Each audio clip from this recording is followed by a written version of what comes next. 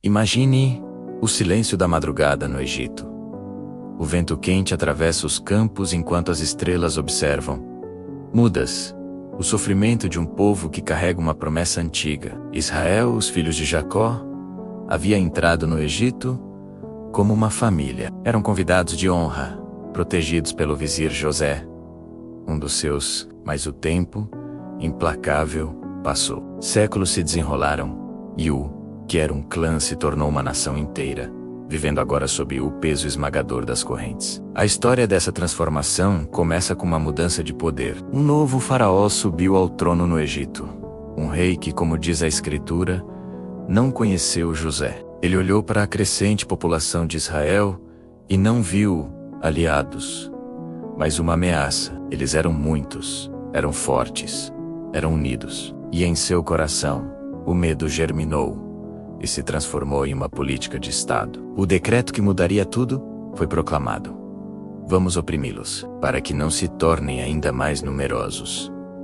O que antes foi um lar seguro tornou-se uma prisão a céu aberto. As mãos que celebravam a vida agora erguiam tijolos e carregavam pedras sob o sol ardente. Israel foi forçado a construir cidades inteiras para o faraó, Pitom e Ramessés. Monumentos ao poder egípcio erguidos à custa de suor, sangue e lágrimas hebreias. O trabalho era brutal, desenhado para quebrar o corpo e o espírito. Mas algo surpreendente, quase milagroso, acontecia. Quanto mais eram oprimidos, mais eles cresciam. Quanto mais eram esmagados, mais se multiplicavam.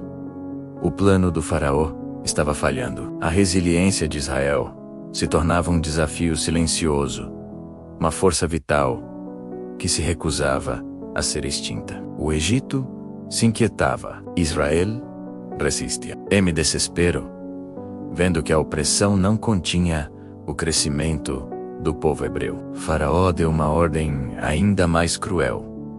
Um ato de pura maldade. Ele decretou: todo menino hebreu que nascer lá caiu ao Nilo, o grande rio, a fonte de vida do Egito, tornou-se uma testemunha silenciosa da tentativa de genocídio. As águas que irrigavam a terra agora carregavam os corpos inocentes de bebês. Imagine o terror das famílias, o choro abafado das mães, a dor de um povo forçado a destruir seu próprio futuro. Mas foram essas mesmas águas da morte que, por uma ironia divina, guardaram um bebê especial. Um menino colocado pela fé de sua mãe em um cesto de juncos, selado com betume e piche. Um pequeno hebreu que, contra todas as probabilidades, flutuou para a segurança, direto para os braços da filha do faraó.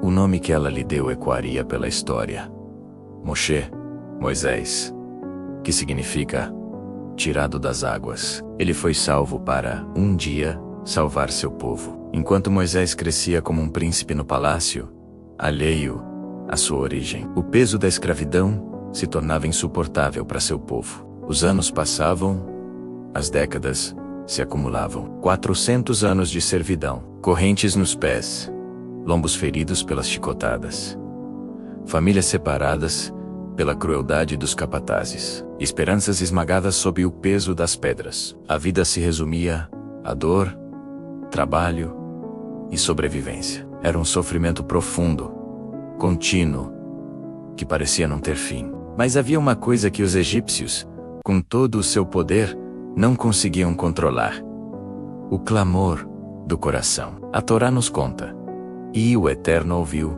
o gemido dos filhos de Israel, e lembrou-se da sua aliança com Abraham, Isaac e Jacó. Essa não era uma oração formal, recitada em um templo. Era um grito visceral, que brotava da alma. No silêncio da madrugada, enquanto um hebreu cansado caía exausto ao chão, no grito abafado de uma mãe que via seu filho ser levado, no suspiro sofrido de um ancião que carregava um fardo maior do que sua própria força. Em cada uma dessas expressões de dor, Deus estava ali, ouvindo, observando, e o tempo da inércia estava acabando. Ele estava preparando a libertação. A cena muda para o deserto. Moisés, agora um fugitivo, um pastor de ovelhas, leva seu rebanho para o pé do Monte Horebe. E lá, ele vê algo impossível. Uma sarça ardia no deserto, uma chama intensa que queimava, mas não consumia o arbusto. Era um fogo que não destruía, um sinal de uma presença santa. E daquela chama, uma voz ressoou. Uma voz que mudaria o curso da história. Eu vi a aflição do meu povo no Egito.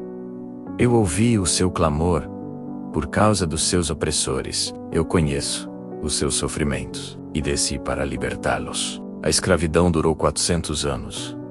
Um tempo que parece uma eternidade. Mas a promessa de Deus, feita a Abraão séculos antes, era ainda mais antiga e mais poderosa. A hora havia chegado. Moisés, o homem que fugiu do Egito como um assassino, agora retornaria não como um príncipe ou um fugitivo, mas como o enviado do Altíssimo. Ele carregava a palavra do Criador do Universo. Em breve, o império mais poderoso do mundo, com seus deuses de pedra e seu faraó divinizado, testemunharia uma verdade inescapável.